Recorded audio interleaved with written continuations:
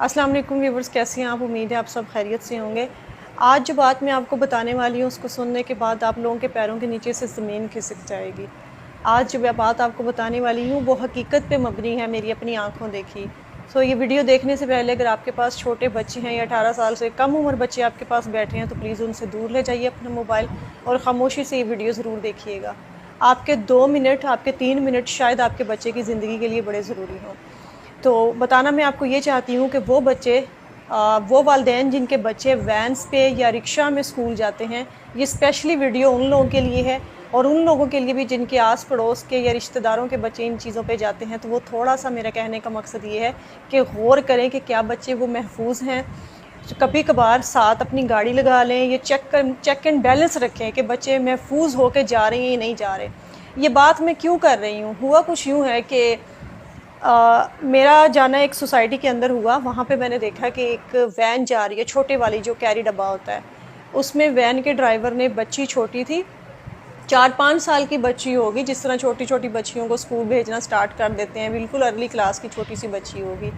Driver ने बच्ची को जो है ना वो अपनी गोद में बिठाया हुआ था, बिल्कुल दोनों लेग्स के बीच में बच्ची को, छोटी को बिठाया हुआ था।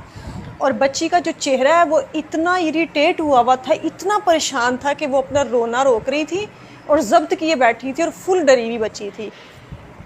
मुझे वहाँ पे काम था, मेरी नज़र पड़ी कि गाड़ी बहुत स्लो जा रही है और स्कूल के यूनिफॉर्म में बच्ची है और बच्ची गोद में बैठी है। ये बात थोड़ी हज़म नहीं हुई। पहले मैंने कहा शायद बेटी हो, ड्राइवर की बेटी हो और वो उसको लेके घर जा रहा हो। वैन में और बच्चे नहीं थे, बिल्कुल वो खाली थी वैन, खाली वही बच्ची थी और उसको यहाँ पे बिठाया हुआ था गोद में।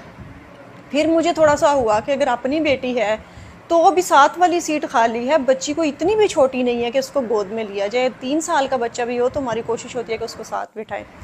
मैंने गाड़ी थोड़ी-सी साथ लगा ली, गाड़ी वो बिल्कुल स्लो चल रही थी और जब मैंने गाड़ी साथ लगाई तो मैंने देखा कि ड्राइवर ने, मतलब बताते हुए मुझे खुद शर्म भी आ रही है और मेरा जो है ना वो कह लें कि दिमाग फटने वाला हो गया देख के कि उसने अपने कपड़े जो हैं वो नीचे किए हुए हैं और बच्ची के भी कपड़े थोड़े से डाउन किए हुए हैं।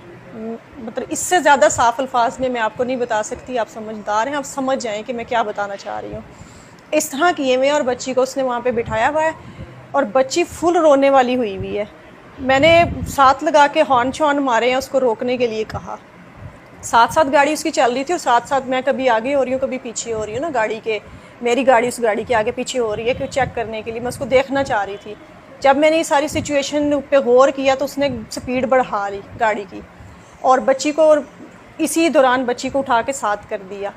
गाड़ी वो भगाता रहा, मैंने भी गाड़ी उसके पीछे लगा ली और उसके बाद वो एक और इलाके में एंटर हुआ है। उसी सोसाइटी के बाहर का एक इलाका था, गलियों में जाके मेरी गाड़ी मुसलसल उसके पीछे रही। वो ज़रा मेरे से आगे था क्योंकि उसकी स्पीड ज़्यादा थी, मेरे पास गाड़ी बड़ी थी और ऊंची थी और ऊंची गाड़ी में से आपको पता है कि चीज़ें ज़्यादा नज़र आती हैं, साफ़ क्लियर नज़र आ रही होती हैं। उसको पता था कि ये अब मेरा पीछा कर रही है और इसने कुछ ना कुछ देखा है। वो तब तक रिलैक्स होकर उसने खुद को कवर कर लिया था, बच्ची को भी कवर करके उसने बिठा दिया था साथ वाली सीट पर कैरी डिब्बा में। घर के बाहर वो गया है, उसने बेल दी है और बच्ची उतारी है और उनको पकड़ा के निकल गया। मैंने थोड़ा सा पीछे गाड़ी लगाई है, मैं उतरी हूँ, मैंने बेल दी है, पहले तो कोई निकल नहीं रहा था, फिर निकले हैं तो फिर मैंने पूछा कि बच्ची, उन्होंने कहा जी हमारी है। वैन वाला जा चुका था इसी दौरान, उसी जगह से टर्न लेके आगे की तरफ से ना वो निकल गया। मैंने सारी सिचुएशन उनको बताई, पहले तो वो बिलीव ही ना करें, उनको लगे कि मैं शायद कोई बहरूपी जिस तरह आ जाते हैं लूटने के लिए। फिर मैंने उनको बताया कि मैंने जो आज देखा आप वो सोच नहीं सकती हैं। तो उन्होंने फिर बताया कि बच्ची इसी तरह डरी डरी आती है और छुट्टी से थोड़ा सा लेट हो जाती है, आधा घंटा 35 मिनट। तो हम पूछते हैं तो वो कहते हैं कि रूट पे बाकी बच्चों को भी छोड़ना होता है छुट्टी के दौरान, तो इसलिए फिर इस बच्ची का घर थोड़ा सा आगे पड़ता है, तो फिर आते आते आधा पौना घंटा लग जाता है। और बच्ची ऐसी सहमी भी होती है, तो हमें ये है कि शायद स्कूल जाती है, स्कूल जाने वाले सारे बच्चे ऐसे डरे डरे होते हैं। मैंने जब उनको सारी सिचुएशन बताई कि ये सारा कुछ आपकी बच्ची के साथ हो रहा है, क्या आपने कभी अपनी बच्ची से पूछा या बच्ची ने आपसे बताया और आप सिर्फ यही समझ रहे हैं, या आपने स्कूल जाके कभी पूछा कि बच्ची इतनी डरी सहमी आती है और वो बताती है कि मेरे पेट में दर्द हो रहा है, मैंने स्कूल नहीं जाना। हो सकता है वो डर स्कूल का ना हो, वो वैन वाले का डर हो। कभी आपने ये चीज़ नोटिस की है? ये वाक़या बताने का फिर उसके बाद उन्होंने पकड़ा ड्राइवर को, उसने आना बंद कर दिया क्योंकि उसको पता था कि अब मैं पकड़ा गया हूँ। फिर भी उन्होंने उस तक एक्सेस ली, उसको पकड़ा और उसके बाद जो उन्होंने उसका मामला किया वो एक अलग केस है। मुझे ज़्यादा लंबा मैं उसको नहीं जान सकी क्योंकि वो किसी का पर्सनल मैटर था, मैं उसमें अगलों को भी अजीब लगना था। आप लोगों को बताने का मकसद ये है कि अवेयर रहें, इन चीज़ों से अवेयर रहें। बच्चों को आप मम्मी डैडी हो के खाली bad touch good touch in चीज़ों तक ना रहे कि बेटा this is bad touch this is good touch. थोड़ा सा इसको डीप चले जाएं और खुल के बताएं कि बेटा बैड टच और गुड टच क्या है, प्राइवेट पार्ट कौन से हैं, कपड़ों को कोई इधर से हटाता है ये ऐसे करता है, तो आपने बताना है। बच्चों के दोस्त बन के खुदारा उनको बताएं, खुल के बताएं, वरना आप नहीं बताएंगे तो लोगों ने सारी शर्में साइड पे रख देनी है। बहुत छोटे बच्चों का मामला है। पहले ही हमारे मुल्क के लोग इतने भूखे कुत्तों की तरह जो है वो हुए फिर रहे हैं कि उनका बस नहीं चल रहा कि वो किस किस को नोच के खा जाएं। ये आपके बच्चों की ज़िंदगी का मामला है। हो सके तो इस वीडियो को आगे दूसरों के साथ भी शेयर कीजिएगा।